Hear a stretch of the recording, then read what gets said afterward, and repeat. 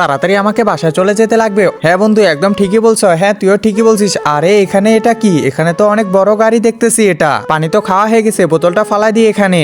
আরে এটা আবার কি ফালাইলো? আরে এটা তো দেখি ময়লা। ময়লা ফালালো এখানে কেন? আপনার ময়লা আপনার কাছেই রাখেন। আরে আপনি ময়লা ফালাচ্ছেন কেন বাইরে? আরে বোতলটা আমাকে দে তো, তোমার এত বড় সাহস? এটা ফালাই দিলাম। তোমরা দেখতেছি খুবই খারাপ মানুষ, বোতলটা বাইরে ফালাচ্ছ কেন? এই যে ভিতরে দিয়ে দিলাম, নেক্সট টাইম যেন না দেখি। আরে পুচকু একটা ছেলে আমাদেরকে ধমকি দিচ্ছে। দাঁড়াও, তোমার এখন একটা ব্যবস্থা করতেছি। কোথায় পালাচ্ছ? দাঁড়াও দাঁড়াও। ওরে বাবা, তাড়াতাড়ি আমাকে বাসায় চলে যেতে লাগবে। আরে এই ছেলেটা আবার কোথায় চলে গেল? না চল আমরা এখন গাড়িতে চলে যাই। ছেলেটাকে দেখতে পাইলে না এমন ব্যবস্থা করব, তাড়াতাড়ি চলে যেতে লাগবে। আরে কি ব্যাপার, চাবিটা আবার কোথায় রাখলাম? কোথাও তো দেখতেছি না। একজন মা কতটা আপন হয়ে থাকে, যার মানেই তাকে জিজ্ঞাসা করে দেখো। তো দেখা যাক বন্ধুরা, এই মায়ের জন্য কে ভিডিওটিতে লাইক এন্ড সাবস্ক্রাইব করে। আর যারা মাকে ভালোবাসো না তারা ভিডিওটি থেকে দূরে থাকো।